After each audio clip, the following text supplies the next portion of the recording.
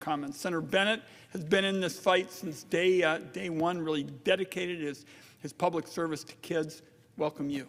Thank you. Thank you to my colleagues for being here. I want to thank the presiding officer for who's been such a champion on all these tax credits, the senator from Nevada for her leadership, and the senator from New Hampshire as well for bringing together people of both sides of the aisle to work on this. It's been incredibly important. And you, Mr. Chairman, for your steadfast leadership over many, many years. And I'm not going to give everybody a long history lesson here, but you want to know why our politics are so messed up, why it feels like we're having these incredible disagreements and divisions and all of this in our politics. I believe there's one fundamental reason for it. And I think that fundamental reason is that people in America have lost a sense of having economic mobility for themselves and their families. You know, the whole idea of the American dream was that if you worked hard enough, that your kids were going to do better than you did, and that your grandkids were going to do better than they did. And that's been lost. You know, it's not irrecoverable, but there are so many families in Colorado, Nevada, New Hampshire, and Oregon that are going through the same stuff that people all over America is going through, which is they're working harder than ever before, and they're bringing less home. You know, and more of the benefit has been going for years and years and years to the people at the very top. That is the result of a real, you know, philosophical approach to how to run an economy, which is called trickle-down economics or supply-side economics. It was something that Ronald Reagan led here, but I'm sad to say this, there were Democrats and Republicans who supported those tendencies for a long time. And the result of that is that today, the bottom half of Americans in our economy have less wealth than they did in 1980 when Ronald Reagan was president.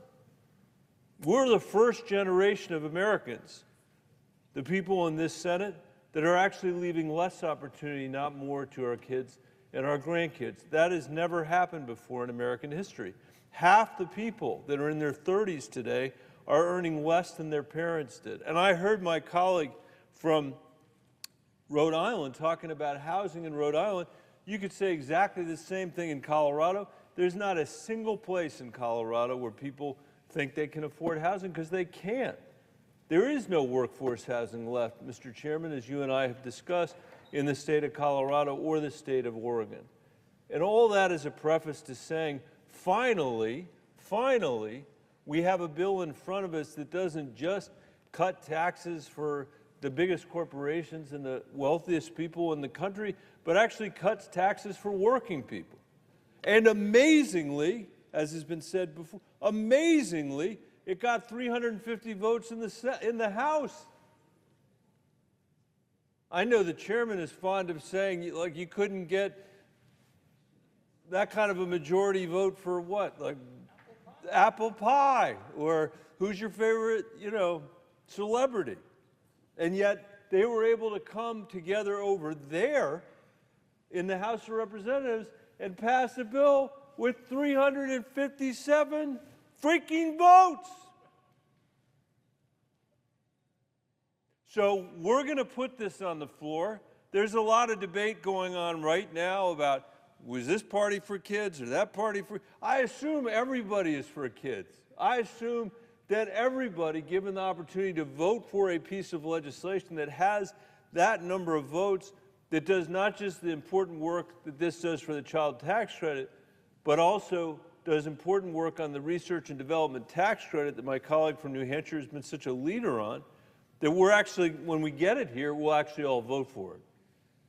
And then, Mr. Chairman, then I hope we come back next year and do the work we really need to do with the child tax credit, which is to once again show that we do not have to accept as a permanent feature of our economy or a permanent feature of democracy the disgraceful and immoral levels of childhood poverty we have in this country, that we know because President Biden put it in place several years ago, that we have a tool, the child tax credit, that will actually lift half the American children out of poverty and give them a fighting chance to contribute to our democracy and to our economy. This is one important step in that process. I urge everybody in this chamber to vote yes this week on this bill, because this will be your opportunity before we go home to demonstrate where we stand on behalf of the American people and their families. Senator Bennet, you've been leading on these issues